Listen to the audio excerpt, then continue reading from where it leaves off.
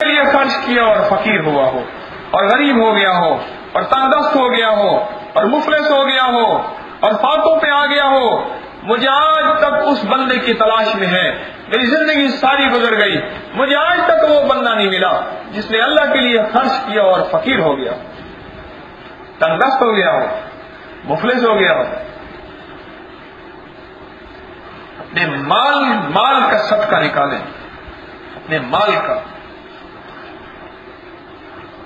اور دل سے نکالیں، اور یہ ہاتھ کانپے تو اس کو کہیں ٹھہر جا، نہ کانپ، اللہ چاہے تو ایسی جگہ خرچ کروا دے، ایسی جگہ خرچ کروا دے، ایسی جگہ خرچ کروا دے جہاں تیرا دل اور تیری طبیعت چاہی نہ، اور تو مجبوراً وہ مال دینے کو تیار ہو جائے، مجبوراً، کہ اللہ قادر ہے اس پہ نہیں قادر، تو مجبوراً وہ مال دینے کو تیار ہو جائے، اللہ اس چیز پہ قادر ہے، اللہ کر سکتا ہے۔ اپنی جان کا صدقہ نہیں نکالا کریں۔ آج جان کا صدقہ بتاتا ہوں، یہ بھی جان کا صدقہ ہے جس سے شدید ترین نفرت ہو نا، شدید ترین نفرت ہو، اس کے لیے شدید ترین دعا کریں۔ بڑا دل ٹوٹتا ہے،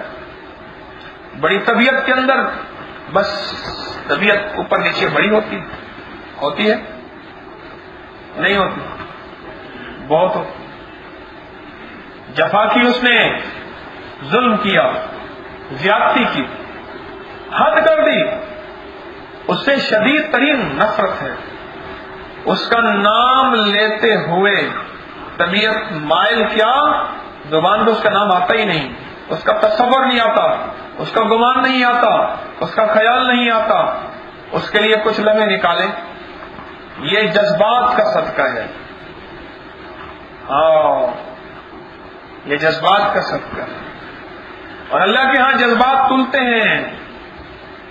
اللہ کے ہاں جذبات تلتے ہیں۔ اماں کو دیکھنے سے جو جذبہ پیدا ہوتا ہے، یہی جذبہ تو ہے جو تجھے مقبول حج کا ثواب دلواتا ہے۔ ابا جی کو دیکھتے ہوئے جو ایک جذبہ پیدا ہوتا ہے، خدمت، وفا، اطاعت، فرما برداری اور شفقت اور محبت اور صلہ رحمی، جو اماں ابا کو دیکھتے ہوئے جذبہ پیدا ہوتا ہے، یہ مقبول حج کا ثواب کسی جذبے پہ تو ملتا ہے۔